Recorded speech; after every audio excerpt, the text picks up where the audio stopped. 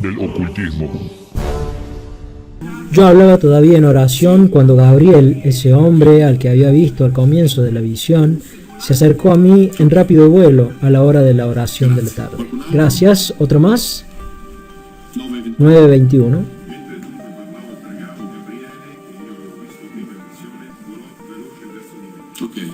Ok, gracias. ¿Algún otro?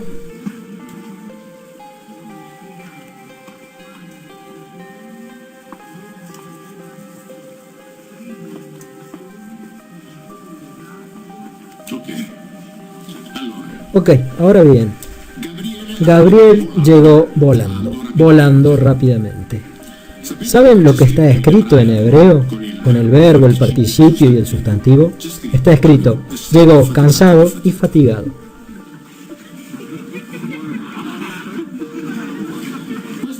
Esto de acá está escrito en el diccionario de italiano, en el diccionario de inglés, en el diccionario de etimología hebrea, donde incluso el diccionario Ensklein, uno de los más importantes que hay, cita el mismo pasaje de Daniel 9:21 y dice que llegó muy cansado. Ahora bien, ¿el problema cuál es? Que como Gabriel debe ser un ángel, cosa que no es, porque como lo dijo la última señora, el hombre que había visto. Tanto es así que cuando Daniel ve llegar a Gabriel, dice, vi llegar un ish, es decir, un individuo masculino. Porque los considerados ángeles bíblicos eran individuos de carne y hueso. Y acá tengo que aclarar que no estoy diciendo que los ángeles no existen. Yo no me ocupo de eso. Pero los que están en la Biblia no son de ese tipo. Los ángeles bíblicos comen, beben, caminan, se ensucian, se cansan, deben bañarse, tienen que descansar, pueden ser heridos y son muy peligrosos. Era mejor no encontrarse con ellos.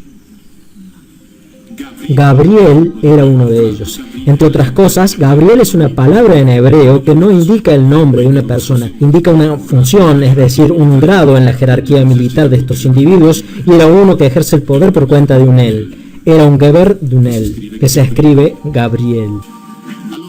Ahora bien, Gabriel llega muy cansado. Lo tenemos volando. ¿Por qué? Porque como es un ángel, tiene que llegar volando. Lo que pasa es que no es un ángel. Es un ish, es decir, un hombre, un individuo masculino de carne y hueso. Sí, las alas se las pusieron al principio del medioevo, sí. Antes de eso no volaba, saltaba.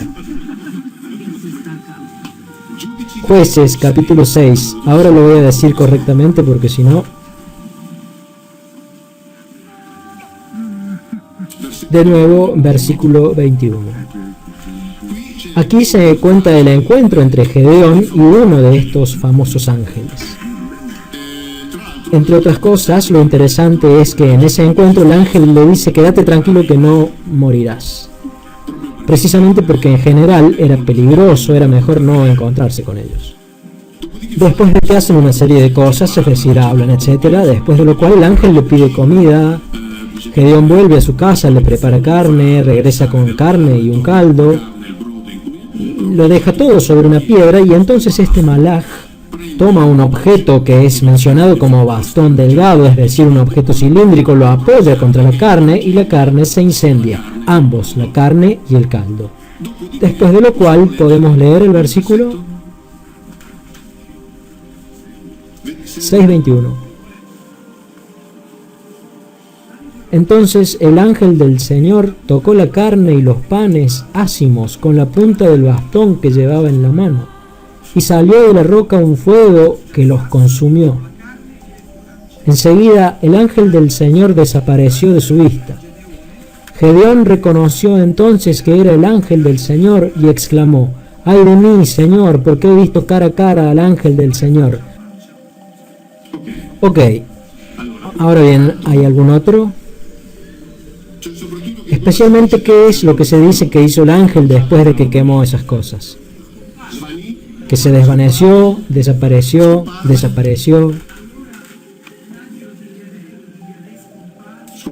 Desapareció. ¿Saben lo que está escrito en hebreo? Se fue caminando.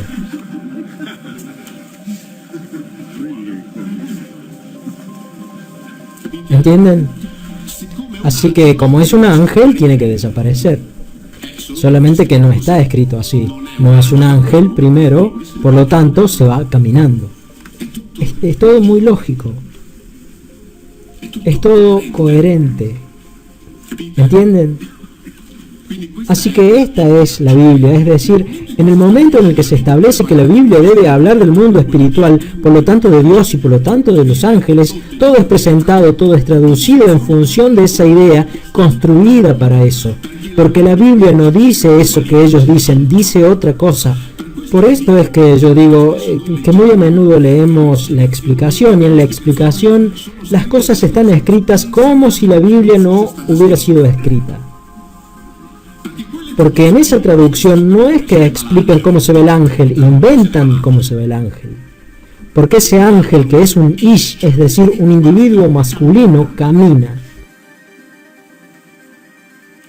Y esto es así para todos.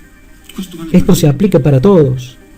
Lo que pasa es que desde el momento en el que se establece como regla primera algo determinado, a partir de ahí se debe hacer coincidir esa idea dentro del texto, y eso es lo que son las interpretaciones, es decir, colocar en el texto lo que el texto no dice. Bastón no es una traducción inventada, porque es decir, nosotros lo traducimos como bastón, porque obviamente ellos buscaban decir con sus instrumentos lingüísticos todo eso que no podían describir de otra manera, pero este individuo tenía en la mano un objeto cilíndrico del cual salía una flama, una llama, y toda esta historia vuelve, por ejemplo, cuando hay un ángel que extiende una mano para destruir con un ataque, después de un censo que no debía ser hecho, se prepara para destruir la ciudad de Jerusalén. Y es detenido por su propio jefe, que le dice: no, detente, no lo hagas. Pero él estaba ya listo para salir, solamente estaba esperando la orden. Así que la Biblia está llena de tecnología, está repleta de tecnología. Y yo sé bien que nos da pereza tener que repensarlo, pero si hacemos de cuenta que es verdad, todo es coherente. Todo es coherente. Ahora, si es verdad o no es verdad, yo no sé. Pero eso es lo que está escrito, no lo otro. Hace algunas semanas o meses atrás en Roma se realizó el encuentro entre el Papa Francisco y el rabino principal de la comunidad. Y yo vi muchas sonrisas al porro mayor, abrazos, cumplidos.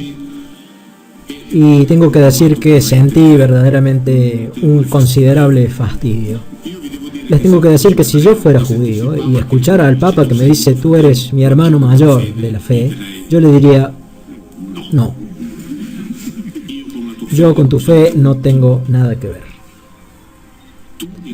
Tú, como cristiano, me has robado un libro, el Antiguo Testamento, me has robado el personaje principal de ese libro y lo has transformado según tu gusto.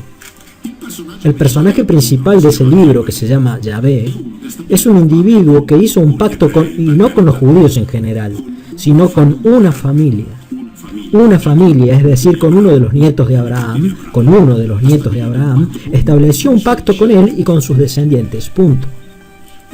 Ese libro habla de ese pacto, ese libro habla de esa historia, ese libro no menciona nunca a la humanidad, nunca.